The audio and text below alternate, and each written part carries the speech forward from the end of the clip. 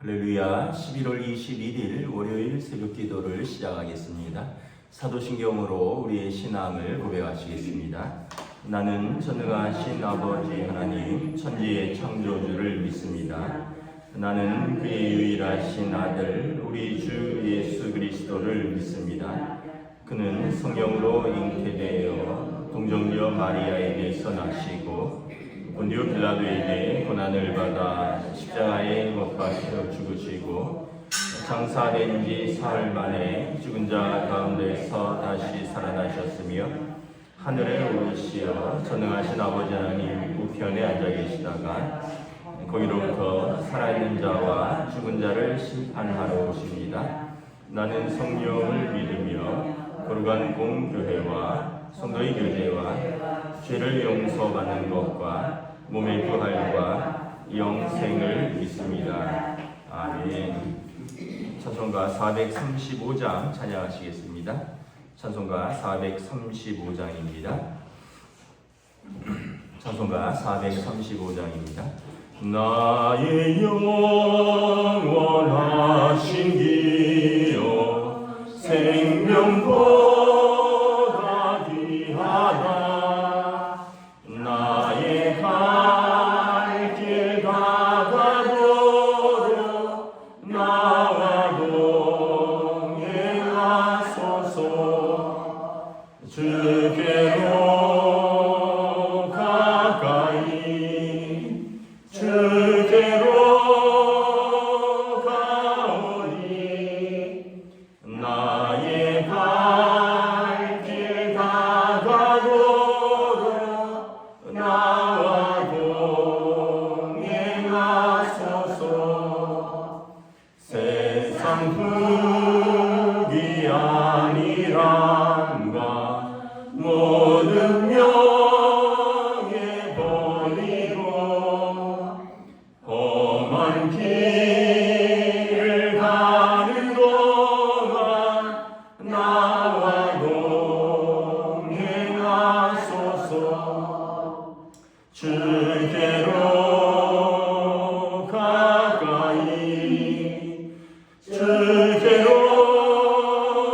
가오니 나의 갈 길 다가도록 나와 동행하소서. 어두운 골짝 지나가며 험한 바다 건너서 천국문에 이르도록 나와 동행하소서. 주께로 가까이 주께로 가오니 나의 갈 길 다가도록 나와 동행하소서.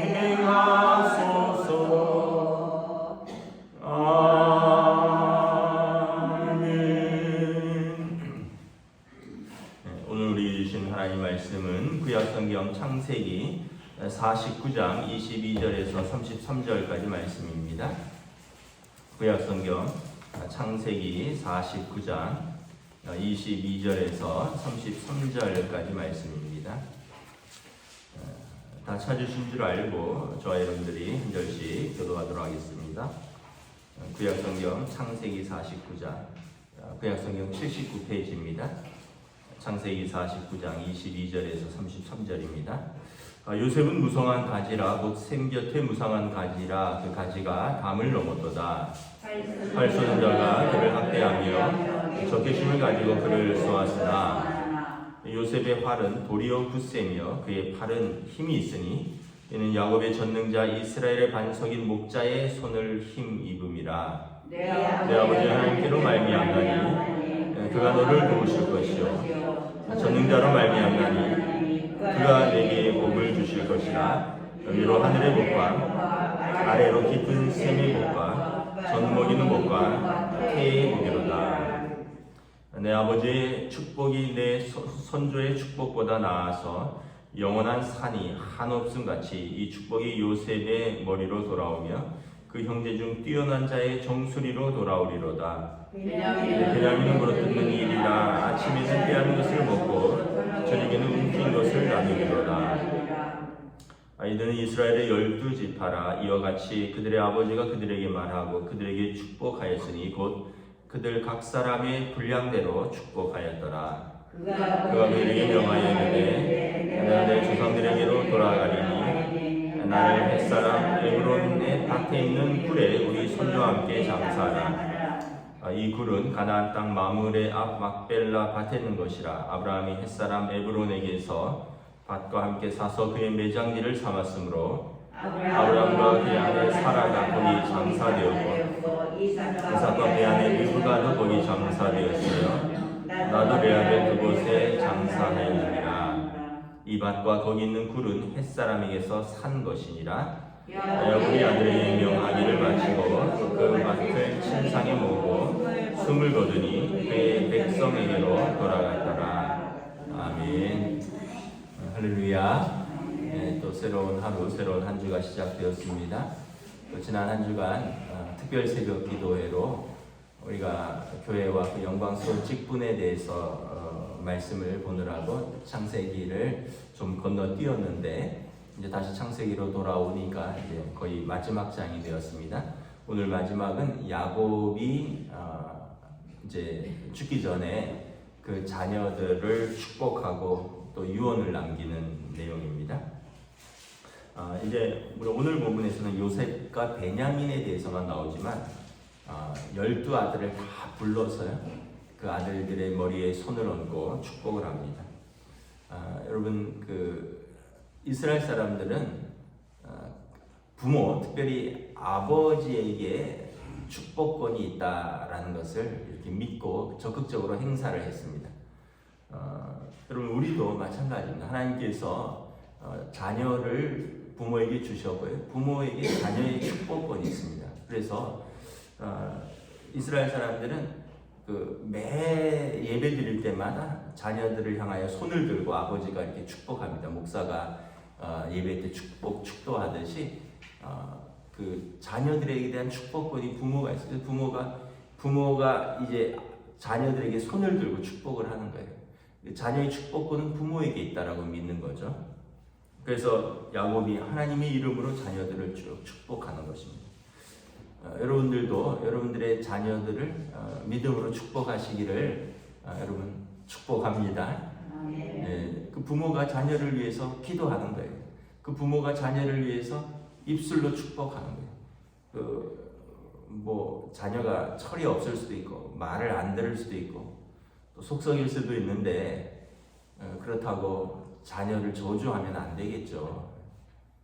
뭐 왜 태어났니라도 있기보다는 네가 살아서 내가 너 때문에 죽겠다 등등 뭐 이러면 이제 자녀가 나중에 철이 들 때가 있잖아요.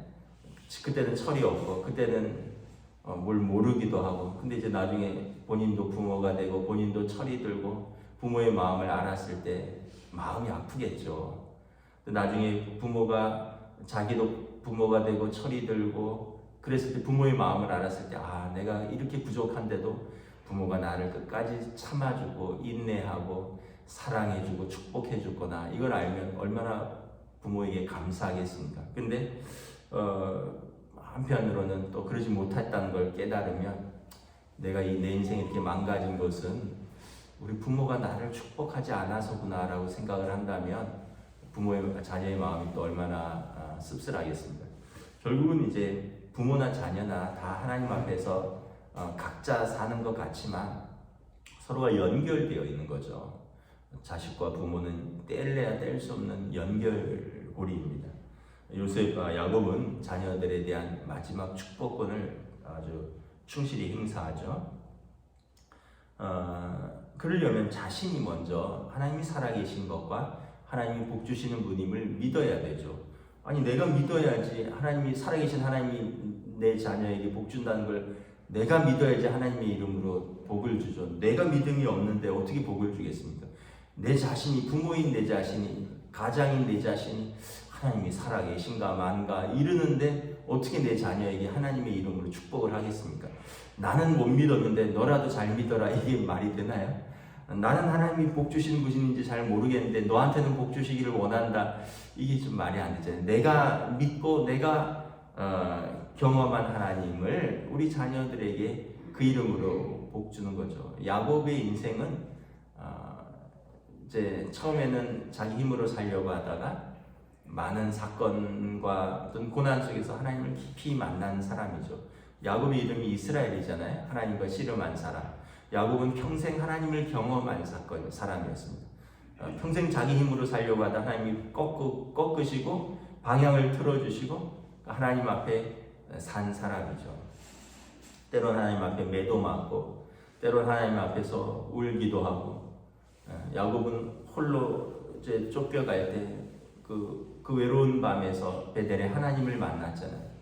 그리고 돌아올 때 그 두려운 밤에 형을 만나러, 형 에서가 400명의 군사를 이끌고 자기를 치러 온다는 이야기를 듣고 그 두려운 밤에 하나님과 씨름해서 한도뼈가 골절되는 그 지경까지 하나님과 씨름했던 사람이었어요. 야곱은 또 이후에 딸 디나의 사건으로 인해서 가정에 수치스러운 일이 생겼을 때, 그래, 내가 베델로 다시 돌아가자. 내가 잊어버리고 있었구나. 우리 안에 있는 모든 우상들, 그런 거 다 파묻어버리고 다시 베델로 돌아가자. 야곱은 어떤 사건이 생기면 항상 하나님 앞에서 그것을 돌아보고 하나님 앞으로 돌아가려고 했던 그 아버지였습니다. 그래서 오늘 이제 그 마지막에 33절에 보면 야곱이 이제 그 축복을 마치고 숨을 거둡니다. 자녀들에게 축복하는 거죠. 앞에 10자녀는 다 했고요. 22절에 요셉에 대해서, 27절에 베냐민 마지막 두 아들에 대해서 축복을 합니다. 요셉에 대한 축복은 뭐예요? 무성한 가지라, 샘 곁에 무성한 가지라, 그 가지가 감을 넘었도다. 여러분, 대단한 축복이죠. 가지가 있는데 무성해요. 어디 있어요? 샘 곁에 심겨져 있어서 그렇습니다. 끊임없이 물과 영양분을 공급받고, 그리고 그 가지가 감을 넘습니다.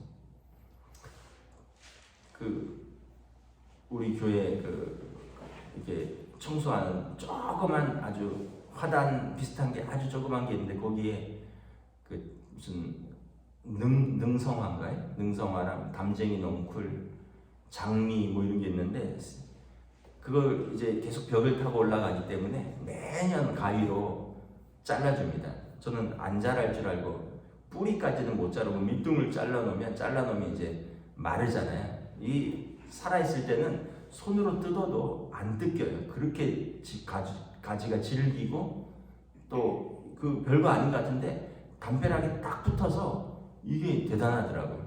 근데 이제 밑에를 잘라놓으면 이제 한 일주일 지나면 이제 말라서 이렇게 손으로 띄면 뚝뚝 떨어지죠. 왜냐하면 계속 담벼락을 타고 올라가니까. 근데 보면 매년 자라더라고요. 그래서 참 생명력이 있구나. 식물도 대단한 생명력이 있구나. 그냥 뿌리가 살아만 있으면, 그리고 물만 공급되면, 비는 이제 화단은 뭐 비가 오니까 뿌리가 살아있고 물만 공급되면 얘는 무조건 사는구나. 근데 요셉은 어떻게 해요? 무성한 가지라는 거예요. 감을 넘는다는 거예요. 왜? 생겨때 심겨져 있으니까. 23절에 보면 활 쏘는 자가 그를 학대하고 적개심을 가지고 그를 쏘았지만 오히려 요셉의 활이 도리어 굳세고 그의 팔에 힘이 있다는 거예요. 아까 제가 그 전지하는 가위로 매년 잘라도 얘는 그냥 살아서 매년 능성화가 꽃피고 매년 장미가 피고 매년 담을 타고 올라가는 담쟁이가 있더라고요. 누가 이기나, 네가 이기나 내가 이기나 이거 보자 이거 같아요. 만약에 제가 안 자르면 우리 교회 아마 저 담벼락 다 덮을 것 같아요. 근데 요셉이 그랬다는 거죠. 그를 적대하는 자들이 있고 그에게 활을 쏘는 자가 있지만 요셉의 활이 더 세고 요셉의 팔이 굳건하다는 거예요. 왜 그래요? 24절 하반절에 야곱의 전능자, 야곱, 자기가 만난 전능하신 하나님이 그 목자가 요셉의 손을 붙든다는 거죠. 하나님이 그와 함께 하셨다라는 것입니다. 25절에 내 아버지의 하나님으로 말미암나니, 그러니까 야곱이 자기가 만난 하나님을 이야기하는 거예요. 내가 하나님을 만났는데 내 아버지 하나님께서 그가 너를 도우실 것이다. 전능자로 말미암나니 그가 내게 복을 주실 것이다. 그러니까 야곱이 하나님을 만났잖아요. 베델에서도 그렇고 브니엘의 야곱 강가에서도 그렇고 내가 만난 그 하나님께서 그분은 전능자이신데 그분이 너를 복을 주실 것이다. 그가 너를 도우실 것이다. 여러분 우리가 자녀들에게 어떤 복을 주고 싶으셔요? 물론 능력이 있으면 통장도 넘겨주고 능력이 있으면 집도 한 칸 남겨주고 이러면 좋죠. 근데 다 그럴 수는 없잖아요. 그런데 여러분 우리가 뭘 해줄 수 있어요? 가난한 사람도 줄 수 있는 게 있어요. 믿음으로 축복하는 거죠. 야, 아빠가 미안하지만 좀 가난하게 살아서 땅은 없다. 아버지가 너네한테 물려줄 그 예금은 없다. 그런데 내가 하나님 믿고 평생 살았는데 그 하나님이 나를 도우셨는데 그 하나님이 너의 하나님이 되실 것이다. 그 하나님이 너를 도우실 것이다. 그 하나님이 너를 복 주실 것이다. 이거는 여러분 오히려 마음이 가난한 사람이 줄 수 있는 복입니다. 마음 심령이 가난한 자는 복이 있나니 천국이 저희 것이며 하나님 앞에서 살았던 사람만이 줄 수 있는 축복이에요. 여러분 우리 모두가 자녀에게 이 믿음으로 축복하시기를 다시 한번 여러분 축복합니다. 부모가 손을 들고 자녀에게 축복하는 거예요. 내 하나님, 내가 의지했던 하나님, 내가 사랑했던 하나님, 나를 돌보시고 나를 복주시고 살아계신 그 하나님이 너의 하나님이 되시고 그 하나님이 너를 복주시기를 원한다. 그래서 요셉의 머리로 그 축복이 돌아간다는 거죠. 26절에 그 형제 중 뛰어난 자의 정수리로 돌아가리로다. 요셉은 모든 형제 가운데 뛰어난 자였습니다. 요셉은 실질적인 장남이라고 했잖아요. 온 가족의 부양자. 그래서 요셉은 두 배의 축복을 받았습니다. 요셉에게 두 아들이 있었는데 므낫세가 장남이고 에브라임이 차자인데 야곱이 요셉의 축복을 두 아들에게 한 몫씩 다 주었습니다. 12아들이 있는데 11아들은 각자의 한 몫씩 축복을 받고 요셉은 아들 둘에게 한 몫씩 축복을 받아서 요셉이 두 몫의 축복을 받죠.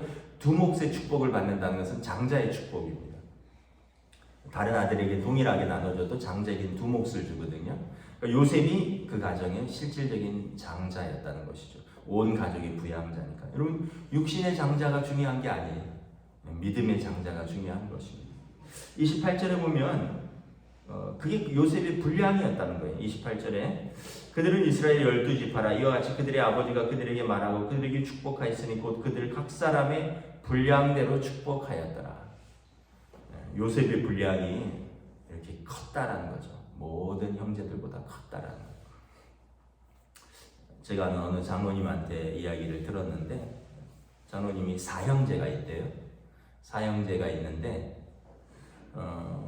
어느 날 그 형제들한테 그 국가에서 연락이 왔대요. 부친이 6.25 전쟁 때 이제 그 공을 세우고 이제 나중에 이제 전쟁이 끝나고 한참 살다 돌아가셨는데 아버지가 자녀들한테 그런 얘기를 안 했대요. 그래서 전혀 모르고 있었는데 나중에 국가보훈처에서 계속해서 6.25 전쟁 이후에 그 공적들을 발굴하다가 연락이 온 거예요. 부친이 돌아가셨는데 6.25 전쟁 때 많은 사람들의 생명을 구했습니다. 은성 무공 훈장. 훈장이 제가 알기로는 여러 가지가 있는데 아마 두 번째쯤 될 것 같아요. 화랑무공 훈장이 제일 좋고 그 다음에 은성무공 훈장이 아닐까. 그래갖고 그거를 받으러 오라는 거예요. 그래서 사형제 중에 이제 시간 되는 둘째가 가셨다는 것 같아요. 그래서 가서 보훈처에서 훈장을 받고 훈장을 받았더니 일시금으로 돈도 꽤 나오고 그 다음에 그 이후에 누가 형제 중에 한 명을 지정하면 그 집안 대대로 그게 간대요. 예를 들면 그 아들이 취직할 때 또는 손자가 취직할 때 한 사람을 지정을 하면 그 형제들 가문 대대로 그게 내려간대요. 그럼 여러분 어떨까요? 형제들 마음에 욕심이 생길 거 아니에요.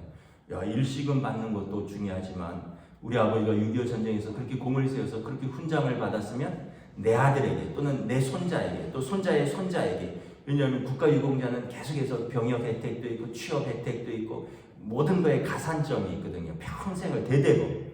누구에게 가고 싶을까요? 근데 형제들이, 사형제들이 모여서 야, 일시금은 나누자. 4분의 1을 나누고 혜택은 막내에게 주자. 막내가 우리 중에 제일 어렵지 않냐. 그러니까 제일 어려운 형제에게 그 혜택을 줬다는 거예요. 그러려면 어떻게 돼? 형제들이 다 인감 뛰고 사인하고 이걸 이제 공증해서 국가에 제출해야 되는 거예요. 왜냐하면 원칙은 장남에게 가는데 형제들이 이렇게 상의를 하는 거예요. 저는 그 얘기를 듣고 야, 참 형제가 좋구나. 우리 같으면 어떨까요?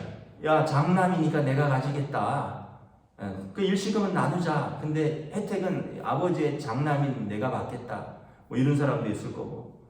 아, 형은 뭐 이제 뭐 거의 80 가까이 되더니 그리고 이거는 내가 행정적으로 내가 수고를 다 했고 둘째인 내가 가서 받았으니 내가 받아야 되지 않겠느냐. 또 뭐 막내는 아이고 내가 제일 어려우니 내가 받아야 되지 않겠느냐. 뭐 그러다가 막 싸우고 뭐 이럴 수도 있잖아요. 근데 형제들이 다 회의를 해서, 뭐 회의라기보다는 우리 중에 제일 어려우니 막내가, 그리고 막내가 제일 살 날이 많고 막내가 제일 혜택을 받는 게 좋지 않겠느냐. 그래도 우리는 살만하다. 이 결국 뭘까요? 각 사람의 분량대로 축복해야 돼. 그릇됨이 있는 거예요. 사람의 분량이 있고 그릇됨이 있는 거죠. 거기서 그건 내가 받겠다. 뭐 나는 못 받아도 너한테는 못 준다. 그럼 이게 형제로서의 아름다운 모습도 아니고 또 그 사람의 분량도 안 되는 거죠. 그래서 요셉은 그러한 분량이 있었다는 거죠. 형제들을 다 용서하고 형제들을 다 품고 형제들을 부양하는. 27절에 보면 베냐민은 막내의 전형적인 특징이에요. 물어뜯는 일이라 아침에 빼앗은 것을 먹고 저녁에는 움킨 것을 나누겠다. 아침에는 뺏고 저녁에는 움킨 거 갖고 먹고 살 거다. 막내는 그냥 그렇다는 거예요. 근데 요셉은 어떻게? 샘 곁에 가지라고 울창하고 가지가 담을 놓고. 요셉은 절대 반대하는 자들, 적대하는 자들로부터 넘어지지 않을 것이다. 왜냐하면 전능자의 하나님께서 그의 목자가 되시고 그의 손을 잡을 것이며 그가 내게 복을 주실 것이기 때문이다. 하늘의 이슬과 땅의 기름으로 그가 복을 받을 것이다. 그것이 그의 분량이다. 아버지의 축복이었고 하나님의 축복인 것입니다. 그리고 이제 야곱이 죽습니다. 여러분, 우리 모두가 하나님 앞에 돌아갈 것인데 먼저는 저와 여러분이, 부모인 저와 여러분이 믿음으로 사시기를 축복합니다. 그리고 여러분들의 믿음으로 여러분들의 자녀들을 마음껏 축복하십시오.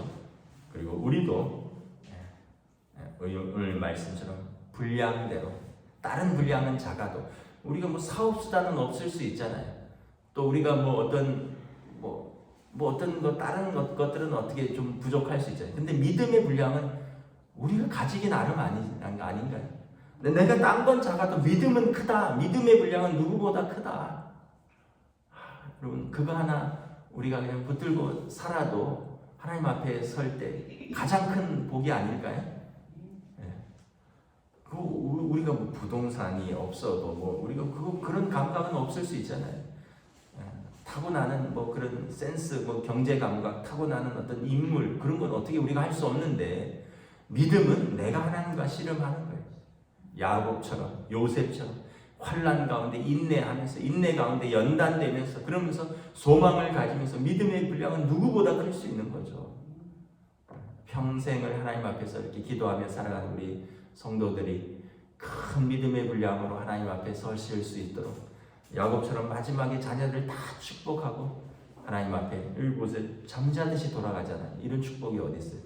여러분들이 믿음으로 평생 사시고 믿음으로 축복하고 하나님 앞에 믿음으로 서시는 저와 여러분 되시기를 우리 주님의 이름으로 축복합니다. 기도하겠습니다. 하나님의 은혜를 감사합니다. 오늘 야곱의 마지막을 바라봅니다. 어떻게 보면 홀로 지팡이 하나 의지하고 건넜는데 하나님과 만나고 하나님과 씨름하고 인생의 모든 경험 속에서 그 130년의 여정 속에서, 나그네의 여정 속에서 하나님을 깊이 만나고 하나님과 씨름하며 이스라엘이라는 이름을 갖고 누구보다 믿음이 커져서 하나님의 이름으로, 하나님 아버지의 이름으로 자녀들을 축복하고 하나님께로 돌아갔습니다. 그리고 아버지는 그 각자의 분량대로 자녀들을 축복했고 자녀들은 각자의 분량대로 그 복을 가지고 산다라고 성경은 기록하고 있습니다. 오늘 또 우리들이 하나님 앞에 무릎 꿇었습니다.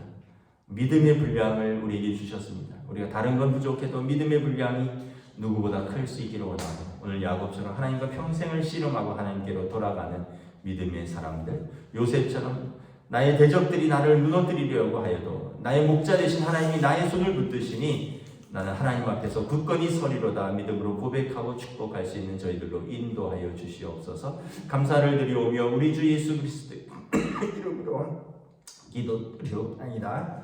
아멘. 하늘에 계신 우리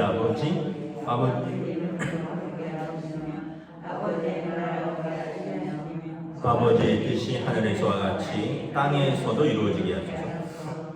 오늘 우리에게 일용할 양식을 주시고 우리가 우리에게 잘못한 사람을 용서하여 준 것 같이 우리 죄를 용서하여 주시고 우리를 시험에 빠지지 않게 하시고 악에서 구하소서. 나라와 권능과 영광이 영원히 아버지의 것입니다. 아멘.